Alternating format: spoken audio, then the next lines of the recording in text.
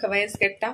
आजच्या रेसिपीमध्ये आपण अशीच एक पारंपरिक रेसिपी पाहत आहोत, ते म्हणजे गोवन खतखत। भाज्या आणि टवटवीत भाज्या जेव्हा आपल्याला मार्केटमध्ये दिसायला लागतात पावसामुळे, त्या भाज्या सगळ्या मिळून ही भाजी केली जाते। या भाजीमध्ये मी चवळी घेतली आहे आणि सफेद वाटाणे, ज्याला ते चणे म्हणतात, भिजवून ठेवलेले आहेत, ते घालणार आहोत। प्रमाण मी तुम्हाला डिस्क्रिप्शन बॉक्समध्ये देणार आहे, पण खूप कमी प्रमाण घ्यायचे, कारण ही भाजी उंधियो प्रमाणेच भरपूर होते शिजवल्यावर। आज इथे आपण गोवन डेलिकेसी बघत आहोत, ते म्हणजे खतखत। स्पेशली ह्याच्यामध्ये शेवग्याची एक शेंग घातली जाते, थोडासा सुरण घातला जातो, म्हणजे फ्लॉवर घेतलाय, त्याचा एक 4-5 फ्लोरेट्स घेतलेत, याच्या केळं, घोसाळं, शिराळं हे सगळे बारीक चॉप करून घेतलेत, पपई आहे। आपण मगाशी जे बघितलं त्याप्रमाणे ह्या सगळ्या भाज्या मी सोलून स्वच्छ केल्या आहेत। मक्याचे मी असे 1/4 पीस केलेत एका ह्याचे बाजूचे। भेंडी चिरून घेतली, थोडंसं गाजर घेतलंय, बीन्स घेतलेत। तुम्ही याच्यामध्ये गवार सुद्धा घालू शकता, दुसरी अजून कुठली भाजी पण घालू शकता। मी भोपळा जास्त प्रमाणात घेतलाय आणि मुळा जास्त घेतलाय। इथे ह्याच्यामध्ये आपण टेपला घालणार आहोत, म्हणजे त्रिफळ। याला मी पाण्यात भिजवून ठेवले, कारण माझी ही जुनी आहे, तुमची जे फ्रेश असतील तर गरज नाहीये। हळद आहे, मी हा शंकर छाप हिंग आहे, जो गोव्याचा खूप फेमस हिंग आहे, तो मी पाण्यात घालून ठेवलाय। गूळ आहे, आणि ह्याच्यामध्ये एक प्रकारे आपण मसाला घालतो, जो फेमस कॉमन मसाला आहे गोव्यामध्ये, तो म्हणजे ओलं खोबरं, लाल मिरच्या, धणे, आणि आम्ही गोव्याच्या लोकल मिरच्या घेतलेल्या आहेत, पण त्याला थोडासा पिवळसर रंग असतो, तर एक आपल्या भाजीला चांगला रंग येण्यासाठी खतखत्याला मी ह्या लाल मिरच्या घेतल्या आहेत। ह्या बेडगी मिरच्या आहेत, तुम्ही काश्मीरीही वापरू शकता। आंबटपणा येण्यासाठी मी चिंच पाण्यामध्ये भिजवून ठेवलेली आहे। सगळ्यात आधी मी आपण जे वाटाणे, सफेद वाटाणे आणि चवळ्या भिजत घातल्या होत्या, त्यात आपला जो हिंग आहे आणि त्याचं पाणी आहे ते घालायचं। हा हिंग शिजल्यावरती वेगळा काढून पण टाकता येतो, तुम्ही याला पुढे प्रोसेसमध्ये नाही वापरायचंय। चवळीला शिजेपर्यंत हा हिंग यात घालायचा आहे। हा पाण्यात भिजल्यामुळे चांगला सगळीकडे लागला जातो। तुम्ही पावडर हिंग पण वापरू शकता जर तुमच्याकडे हा नसेल तर। आणि काही भाज्या आपण याच्यामध्ये घेणार आहोत, ज्या भाज्या सहजासहजी शिजल्या जात नाहीत, त्या भाज्या आपण याच्यात घालायच्या। ते म्हणजे मक्याचं कणीस, हे पटकन आपल्या भाजीमध्ये शिजलं जाणार नाही, गाजर,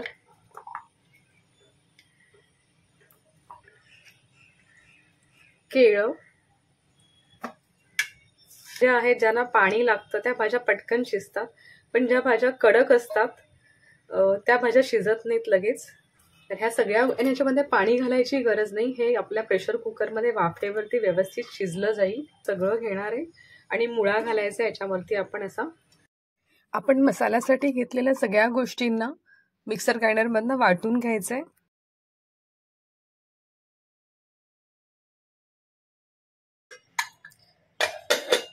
बघूया आपली चवळी शिजली आहे का व्यवस्थित।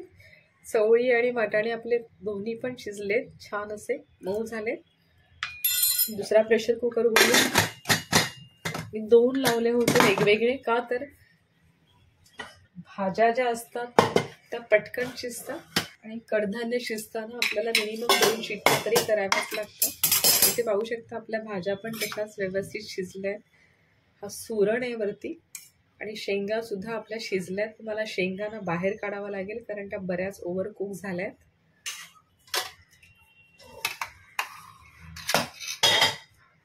आणि इथे आपलं दुसरं जे भांड होतं, मक्याची कणस आणि हे पण शिजून छान तयार झाले। आता आपण भाजीला सगळ्याला मिसळून घेऊया, वरती छान फोडणी घालून।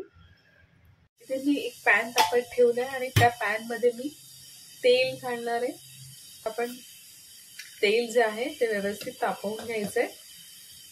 आपलं तेल चांगलं तापलं की आपण कढीपत्त्याची पानं घालायची आहेत, आणि मोहरी घालायची, आणि त्यात पावडर हिंग घातला तरीही चालतो। मोहरी चांगली तडतडू द्यायची आपण त्याच्यामध्ये, आणि मग त्याच्यामध्ये आपण जे घोसाळी आणि भेंडी ठेवली आहेत मागे, ती घालायची। भेंडी आणि घोसाळी आपण तेलात परतवून थोडी शिजवून घ्यायची। ती भाजी पटकन शिजते, तिला वेळ लागत नाही। तर कुक केलेल्या ज्या भाज्या असतात त्या सगळ्या भाज्या आता ह्याच्यामध्ये मिक्स करणार आहोत। त्या मी आधीच काढून घेतल्यात। तुम्ही हवं असल्यास शेवग्याच्या शेंगा न शिजवताही वरून घालू शकता, पण भाजी क्विक व्हावी म्हणून आपण त्यांना शिजवून घेतो।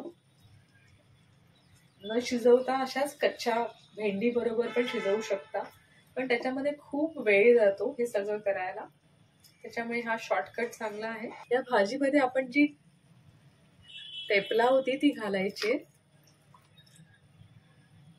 गूळ घालायचाय जो आपण ठेवला होता तो,